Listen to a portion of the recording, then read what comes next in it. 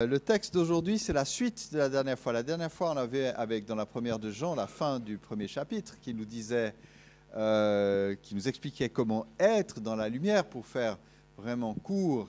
Être dans la lumière de Dieu, c'est pas être dans la perfection, c'est pas être, dans une espèce d'idéal. C'est être dans la grâce de Dieu. C'est quand on est dans la lumière qu'on reconnaît qu'on a du péché. C'est quand on est dans la lumière qu'on confesse ses péchés et qu'on trouve la grâce en Jésus. Et aujourd'hui, la suite qu'on va lire dans 1 Jean 2, versets 1 à 6, ce sera comment marcher dans la lumière. Donc il faut aller au slide. Là, tu as recommencé au début du truc que j'avais mis sur le... Là, ça, c'était toute la dernière fois, ça. Là, il faut aller jusque... Voilà, il y aura un slide blanc entre les deux. Encore plus loin. Voilà, puis la prochaine page, c'est la bonne. Voilà. Comme c'est une prédication 2 fois. Voilà, donc aujourd'hui, l'exhortation du Seigneur, c'est « Vivons dans la lumière de Dieu ». Puis on va lire ce qui nous est dit dans 1 Jean 2, 1 à 6. « Mes petits enfants, je vous écris ceci afin que vous ne péchiez pas.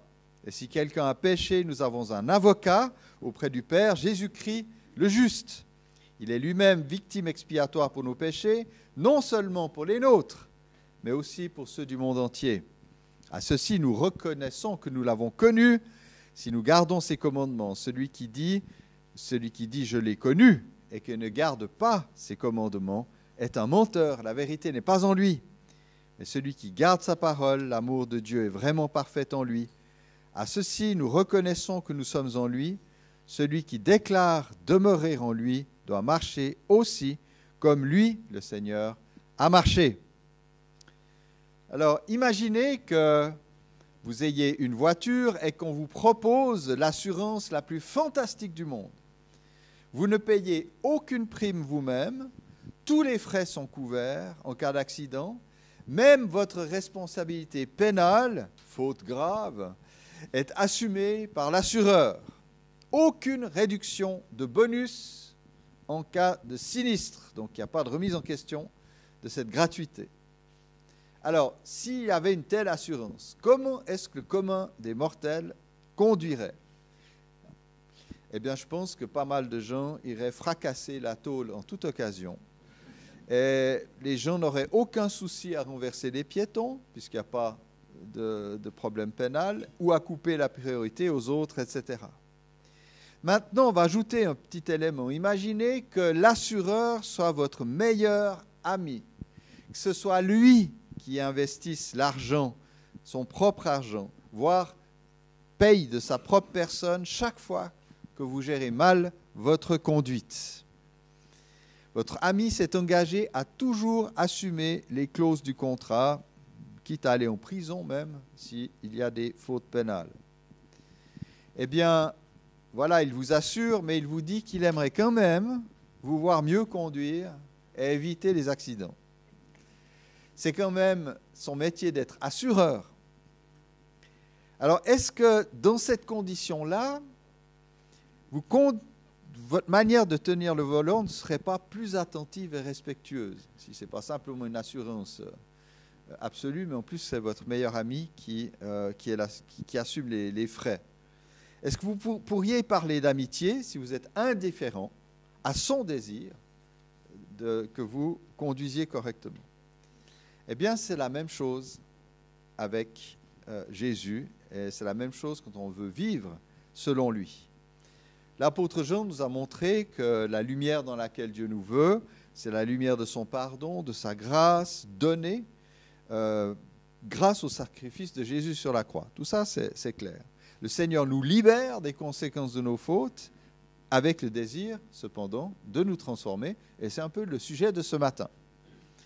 Nous pourrions nous contenter de recevoir la grâce sans qu'il y ait de suite concrète dans notre vie. Voilà, merci, au revoir, j'ai mon ticket pour le ciel. On m'a évangélisé en disant, est-ce que tu as le ticket du train qui t'amène au ciel? J'ai acheté mon ticket. Quoi? Je te donne, je prends le ticket qu'on m'offre, puisque je ne l'achète pas. Et puis, au revoir, je continue ma vie comme avant. Mais Jean, justement, explique que la grâce reçue a des suites. Et le fond de sa pensée, c'est c'est que la grâce, la lumière de la grâce, n'est pas une lumière qui nous laisse, je dirais, rester dans nos mauvais fonctionnements. Il parle vraiment du fond du cœur, il appelle ses destinataires « mes petits-enfants ». Et bon, à travers les millénaires, nous ne sommes pas les gens à qui il a écrit, hein, soyons clairs. Hein. J'aime bien souligner, ça il faut toujours se rappeler, la Bible ne nous a pas été écrite, ça a été écrit à d'autres personnes, mais elle a été écrite pour nous. C'est-à-dire qu'à partir de ce qui a été écrit aux gens, on peut en tirer les conséquences.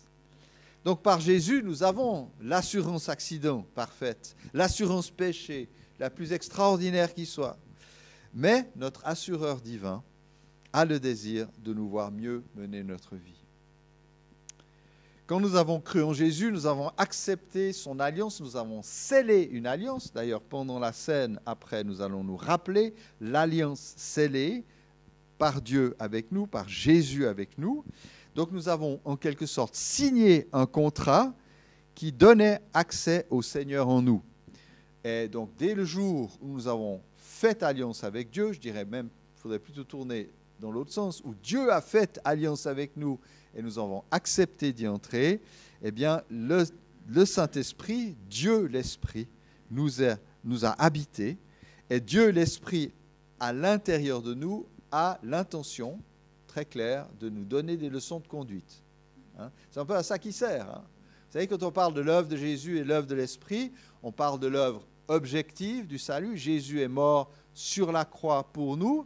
Et puis l'œuvre subjective du salut, c'est le Saint-Esprit. C'est-à-dire le Saint-Esprit opère en nous, agit en nous pour que ce salut se déploie. Donc Jean, au début de ce deuxième chapitre qu'on a lu, nous apprend le démarrage de notre itinéraire de vie à la lumière de Dieu. Il a expliqué que cette lumière consiste à reconnaître que nous sommes marqués par le mal, il ne faut pas se leurrer, que nous péchons encore. Et elle consiste, cette lumière, à nous remettre en Jésus qui nous offre son pardon parfait, aujourd'hui encore. Donc Jésus nous purifie de tout péché, c'est écrit au présent. Ce n'est pas juste pour le passé, puis après débrouille-toi, hein, comme j'ai dit, aujourd'hui nous vivons grâce au sang de Jésus et pas à l'huile de coude. Hein, voilà. Mais la rémission de nos péchés n'est pas seulement là pour nous soulager, ouf, je ne suis pas condamné, hein, mais la rémission des péchés, le fait de nous pardonner nos péchés, nous fonde dans un engagement et dans une communion avec Dieu. Et il y a quelque chose qui se met en route parce qu'il y a le Saint-Esprit là-dedans. Donc nous sommes libérés de la condamnation et donc nous pouvons entrer dans les projets du Seigneur. Il ne s'agit pas simplement d'être reconnaissant pour le pardon, mais de vivre selon lui. Et je peux vous assurer, je pense que c'est le pari de l'Évangile, c'est qu'on est beaucoup mieux transformé par un moteur de reconnaissance que par un moteur de culpabilité, par un moteur de joie d'appartenir au Seigneur et de la joie de l'aimer, de faire sa volonté parce qu'on l'aime, que par une espèce de « il faut que tu dois que, et il faut que tu sois un bon chrétien, et puis si tu n'es pas un bon chrétien, c'est pas bien. » Et puis j'ai expliqué que les doigts qu'on agite nous face au monde avec notre propre justice, c'est pas bien. Et je pense que Dieu ne fonctionne pas comme ça, par le moteur de la culpabilité, qui finalement nous amène à faire des choses pour Dieu pour rattraper la sauce. C'est très malheureux. Hein, de dire « oh, je n'ai pas été bien, bah maintenant je vais me rattraper ». Ce serait tellement mieux de dire « mais j'aime Jésus, puis j'ai envie de faire sa volonté parce que je l'aime. Et je ne suis pas en train de rattraper une sauce. Elle n'est pas rattrapable, de toute façon, par nous-mêmes. Hein. Vous ne pouvez pas compenser. Ça, c'est dans les religions. Hein, et les gens qui disent « voilà, je crois qu'en islam, on dit une bonne œuvre en compense 10 mauvaises. Donc voilà, je discutais une fois au Maroc avec un musulman très sympa qui vendait des cigarettes et des billets de loterie, ce qui n'est pas très, très juste, même en islam. Mais il disait, mais à côté de ça, je fais l'aumône aux pauvres. Donc l'aumône compense cette pratique pas extraordinaire. Vous voyez, cette espèce de petit jeu de vase communicant, il faut qu'on sorte de là un petit peu. Hein. Mais je ne voudrais pas que vous croyiez que je fustige les musulmans. Je crois qu'on peut tous se piéger avec ça. Hein. C'est très humain. Hein, voilà. Alors, vivons dans la lumière de Dieu. Alors, premier point, c'est vivons dans le but de ne pas pécher. Voilà, c'est le prochain slide, je crois. Voilà. Donc Jean est très clair, je vous écris pour que vous ne péchiez pas. C'est quand même un peu le but, quoi. Le premier but, c'est d'être pardonné, sauvé par Jésus, mais une fois qu'on est sauvé, qu'on appartient à Jésus, le but, c'est de ne pas manquer le but, justement. Hein? Autant il n'y a pas de limite au pardon de Dieu, le péché reste détestable. C'est quand même quelque chose qui va à l'envers de tout ce qui nous rapproche à Dieu. Et on pourrait prendre l'image, j'ai pas mal d'images dans cette prédique, on pourrait considérer que le sacrifice de Jésus, c'est un peu comme le filet sous les trapézistes qui font leur tour, et puis il y a quand même le filet, s'ils se loupent, hein, s'ils se cassent la figure, ils ne meurent pas. Mais est-ce que parce qu'il y a un filet sous les acrobates, c'est une raison pour qu'ils fassent leur numéro dans le but de le rater? Alors si j'étais directeur de cirque, puis que j'ai des acrobates qui font exprès de se lâcher, être ratés parce qu'il y a un filet, je ne serais pas très content. Je serais tenté, ce qui ne serait pas sympa, d'enlever le filet pour qu'ils apprennent à bien travailler. Puis je me dirais, bon, j'ai engagé des athlètes, pas des clowns, pour ce numéro. Voyez ? Dieu nous appelle à toujours vouloir atteindre le but d'une vie sainte, d'une vie qui montre qu'on appartient à Dieu. Oui, il nous garde de tout mal chaque fois que nous le manquons, ce but. Oui, Jésus est notre défenseur. Entre parenthèses, c'est intéressant que ce terme en grec pour Jésus comme défenseur ou avocat, c'est paraklétos en fait, qui est utilisé dans l'évangile de Jean quand on parle du Saint-Esprit comme le consolateur. Entre parenthèses, ce terme consolateur pour le Saint-Esprit ne convient pas bien au propos de Jésus. Il dit « je vous enverrai un consolateur », en fait, je vous enverrai un avocat. C'est celui qui est appelé aux côtés d'une personne dans un tribunal pour le défendre. Si vous lisez bien ce que Jésus dit, le Saint-Esprit est envoyé aux disciples pour les aider en tant que témoins, pour les inspirer dans leur témoignage face à ceux qui les oppriment. Bien sûr, alors soyons clairs, que le Saint-Esprit nous console. Voilà. Mais Jésus ne dit pas « je vous envoie un petit doudou pour vous consoler » dans ce cadre-là, dans ce contexte-là. Et de même, Jésus est notre défenseur, notre avocat. Alors ici, ce serait encore plus absurde de dire Jésus est notre consolateur auprès du Père. Là, ça ne voudrait plus rien dire.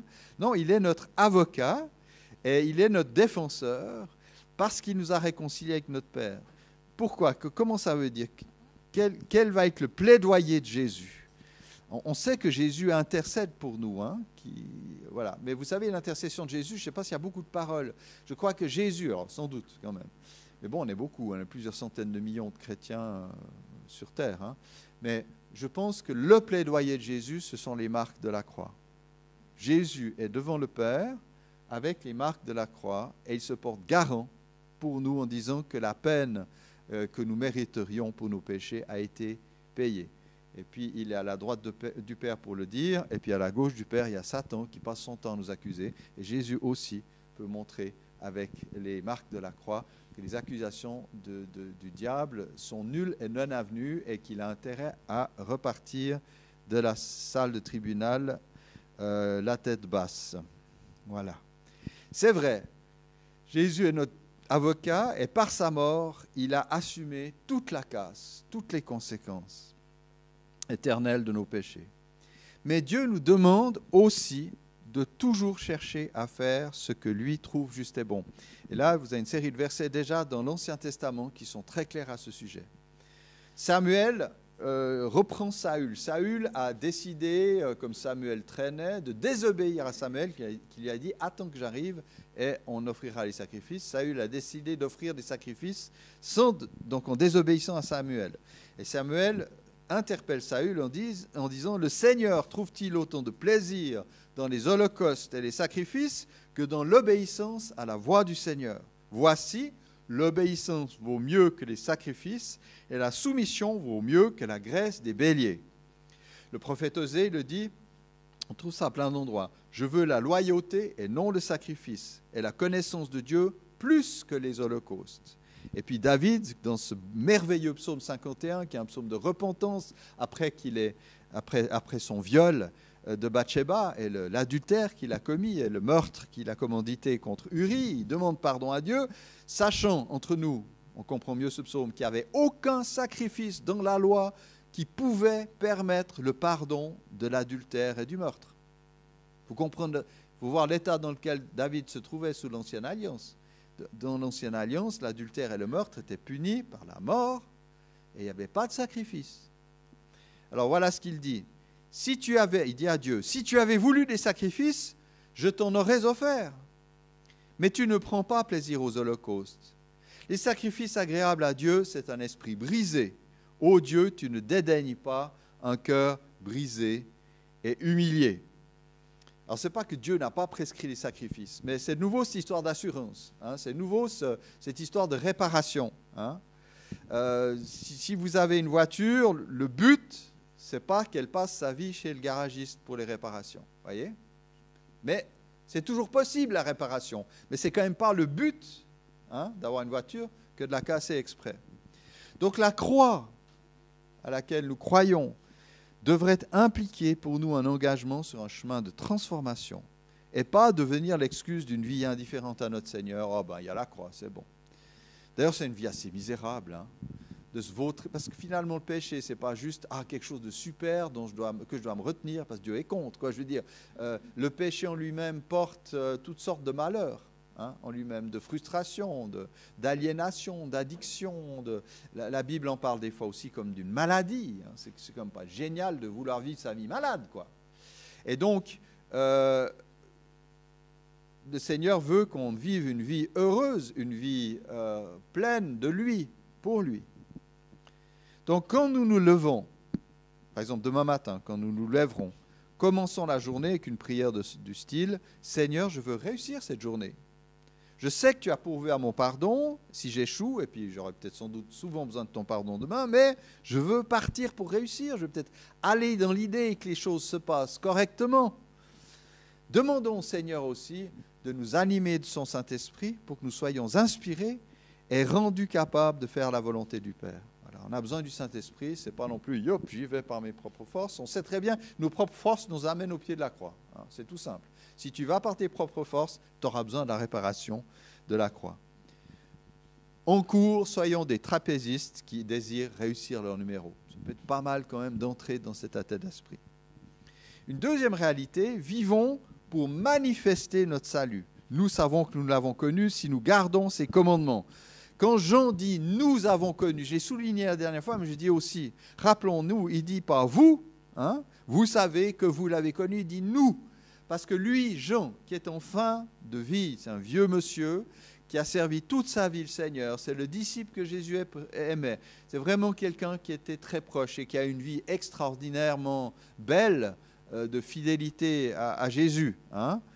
Eh bien, il se met dans le coup et quand il dit « nous avons connu », nous savons que nous l'avons connu, il ne parle pas simplement d'une connaissance intellectuelle, bien que la connaissance intellectuelle soit nécessaire, parce que si vous ne savez pas en qui vous croyez, vous ne pouvez pas croire en Dieu, si vous ne savez pas quel Dieu. Vous voyez, on a besoin aussi de sa cervelle quand même, un tout petit peu. Mais, c'est assez fondamental. Tu aimeras Dieu de toute ta pensée aussi, pas seulement de tout ton cœur. Alors, comment faire coller cette affirmation? Parce que là, c'est un peu compliqué. Nous savons que nous l'avons connu si nous gardons ses commandements. Ça donne l'impression que seul celui qui respecte parfaitement les commandements de Dieu est un vrai croyant.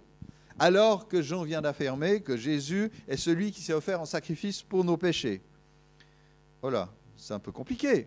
Et puis il dit nos péchés, donc les péchés de Jean. Donc Jean aussi, à la fin de sa vie, péchait encore. Voilà, et pas que des poissons. Eh bien, ce que Jean nous affirme ici, c'est qu'il ne suffit pas de dire que nous avons connu Dieu, il s'agit de voir si dans notre existence, ce contact, cette communion avec Dieu engendre du changement. Alors, soyons clairs, personne ne respecte sans faille les commandements de Dieu, ni moi, ni vous, ni l'apôtre Jean. Mais ceux qui ont vraiment connu Dieu désirent faire la volonté de l'Esprit Saint qui les anime et les motive dans ce sens. Donc, ils s'y efforcent, conscients de leur faiblesse, mais en souhaitant progresser. On peut retourner la phrase de Jean peut-être pour mieux la comprendre. Quand nous observons les commandements de Dieu, nous manifestons alors que nous l'avons connu. Quand nous faisons sa volonté, nous le manifestons. Donc il ne suffit pas de dire « je l'ai connu, je connais Dieu ». Il y a plein de gens qui disent « je connais Dieu » sans le connaître. S'il n'y a aucun comportement concret pour appuyer ce qu'on proclame, on est juste en train de mentir. Alors, des fois, on se ment à soi-même et dire « je connais Dieu » et puis que ça ne suit pas. On peut être très religieux, on peut être très mystique, on peut avoir l'impression d'être un grand prophète, etc. Mais si on dit « j'ai connu Dieu » et puis que ça ne suit pas dans le comportement, ça ne va pas marcher. Et l'obéissance au commandement de Dieu, vous le savez bien, est résumée par l'amour envers Dieu et le prochain. Et Jean va passer l'essentiel, la suite de sa lettre, à parler de cet amour que nous devons vivre les uns pour les autres déjà. Donc ce qui nous est demandé ici, quand on parle d'obéir au commandement, c'est d'aimer Dieu et d'aimer son prochain. Si nous sommes de vrais enfants de Dieu, nous avons envie de toujours mieux aimer le Seigneur et notre prochain, tout en étant conscient qu'il y a du boulot. Et puis qu'il faut remettre le travail sur le métier, comme on dit.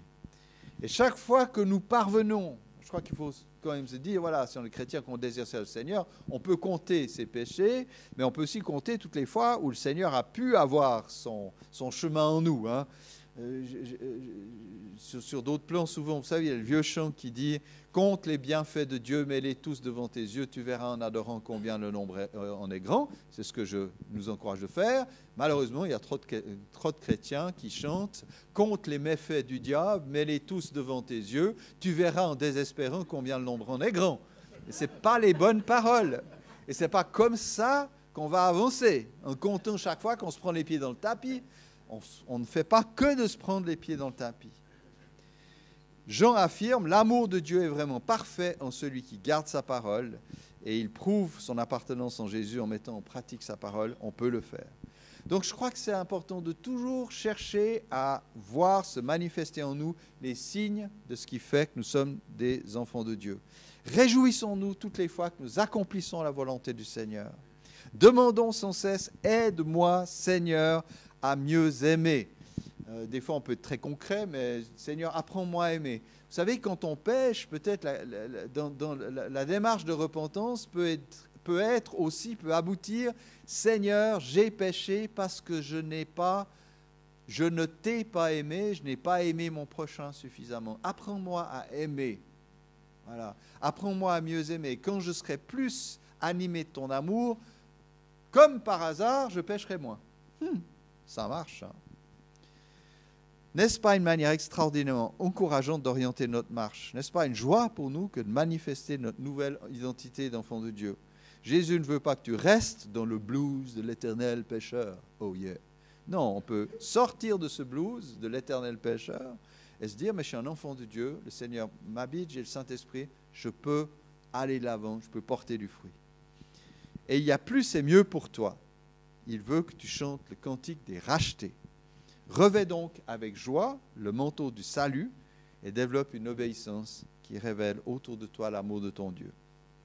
Puis à la fin, là, il y a quelque chose de très important. Troisième point, vivons pour imiter Jésus. Voilà, on peut avancer, je crois, de 2 slides même. Voilà, ça c'était fait. Voilà, vivons pour imiter Jésus. Vous savez, il y a des mouvements d'église où c'est très central. Depuis le XVIe siècle, vous avez un mouvement qui s'appelle les anabaptistes, les ménonites. Pour eux, c'est même obsessionnel chez eux, quand ils lisent un texte biblique en communauté, la grande question, c'est qu'est-ce qui dans ce texte m'apprend à imiter Jésus, à suivre Jésus. Voilà, ils s'en fichent même un peu de la doctrine, parfois un peu trop, ce sera mon avis, mais c'est la question. Qu'est-ce qui dans ce texte m'apprend à imiter Jésus? Celui qui affirme demeurer en Christ doit aussi vivre comme il a lui-même vécu. On n'est pas dans le vide. On a un modèle, si vous voulez, un peu un repère comme ça. Si je dis remplis-moi de l'esprit, puis je vais deviner tout seul, c'est compliqué. Le Seigneur nous a donné. Vous savez, on n'a pas le droit de faire une image de Dieu. Là, la Bible, c'est interdit parce que Dieu ne se réduit pas à une image, c'est très dangereux. Par contre, il nous a donné son image. Celui qui m'a vu a vu le Père. Jésus est l'image du Dieu éternel invisible. Et donc, nous avons la manifestation visible dans l'histoire humaine de Dieu et d'un homme, puisque Jésus est aussi 100% homme, d'un homme qui a marché parfaitement selon Dieu. Donc, on a vraiment devant nous, Jésus nous a été donné pour que nous puissions l'imiter. Alors, comment le faire? Bien, premièrement, en toute situation, on peut se poser la question, c'est bien connu, que ferait Jésus à ma place? What would Jesus do? Il y a même des gens qui ont des bracelets, WWJD, What would Jesus do? Que ferait Jésus à ma place? Alors bien sûr, on ne va pas se prendre pour Jésus. Il y a des trucs que Jésus a fait que nous ne pouvons, nous ne devons pas faire parce qu'il l'a fait en tant que Dieu. Par exemple, quand il dit aux paralytiques, tous tes péchés te sont pardonnés, nous, on ne peut pas. Nous n'avons pas ce pouvoir-là. On peut pardonner à quelqu'un qui nous a personnellement offensés. Parce que, ok, je te pardonne le mal que tu m'as fait, mais je ne peux pas déclarer comme ça, tes péchés te sont pardonnés de notre propre autorité. On peut accompagner quelqu'un qui demande pardon à Dieu, puis dire, ben voilà, en lisant Jean, si nous confessons nos péchés, Dieu est juste et bon pour te les pardonner. Je suis témoin de ta démarche de repentance, mais de nouveau, c'est Dieu qui pardonne. Donc, voilà, il y a 2-3 trucs qu'on ne peut pas faire. On ne peut pas mourir pour les péchés du monde non plus. Je connaissais Stuart Copeland, là, Stuart, non, ça c'est Copeland, c'est Kenneth Copeland. Stuart Copeland, c'est le batteur du groupe Police, excusez-moi, bien plus respectable. Il y a Kenneth Copeland, le pape de la pensée positive, qui dit Jésus, il connaissait les prophéties, mais moi aussi, si Jésus n'était pas venu, moi, Kenneth Copeland, j'aurais pu mourir pour les péchés du monde. Vous voyez le genre de personnages sympathiques qu'on a parfois dans des milieux un peu extrêmes. Il devra en rendre compte devant son Seigneur un jour. Mais je ne suis pas sûr que Jésus soit vraiment son Seigneur. Ça, c'est juste le problème. Mais la question, c'est de dire, ben voilà, donne-moi ton regard sur les gens et sur la vie, mais comment est-ce que tu les aborderas? Et puis, pour être encore plus concret, comment est-ce qu'on fait pour imiter Jésus? Ben, je recommande qu'on fréquente avec assiduité les évangiles. On a 4 évangiles qui nous racontent comment Jésus a agi.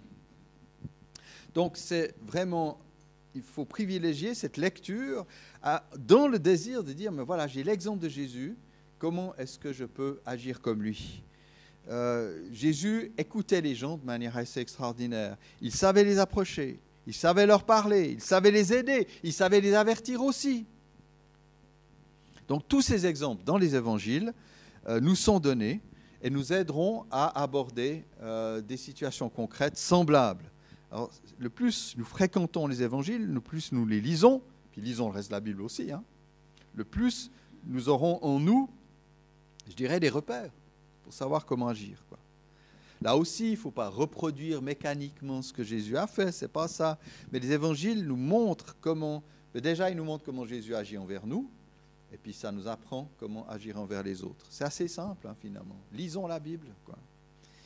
Et puis, ça aussi, on est en communauté, c'est pour ça que le chrétien solitaire peut dépérir à la longue. Je vous assure, je suis tellement content de pouvoir revenir au culte après presque 3 mois d'immobilisation et de douleur avec cette patte cassée, là, fracassée, parce qu'il y a une chimie, ce n'est pas le terme, mais c'est l'œuvre du Saint-Esprit, mais il y a une réalité communautaire qui est réelle. Il y a des choses qu'on ne peut pas vivre seul, ou qu'on vit moins bien seul. Et notamment... Pour suivre Jésus, c'est regarder comment les autres le suivent. Alors, personne d'entre nous le suit parfaitement. Et on aura tous des occasions de s'énerver les uns contre les autres ou être déçus les uns par les autres. Là, de nouveau, on peut aussi compter les méfaits du diable facilement. Mais regardons ce qui, chez chacun et chacune, à sa manière. Alors, ça peut être par des grandes paroles, ça peut être simplement par une présence fidèle, ça peut être par une attitude globale. Qu'est-ce qui, chez mon frère ou ma sœur, me montre comment Jésus a fait son chemin dans son cœur? Et en quoi est-ce que ça me parle, moi? Parce qu'on est tous différents et donc on est chacun, les uns pour les autres, une exhortation, un encouragement. Oh là là.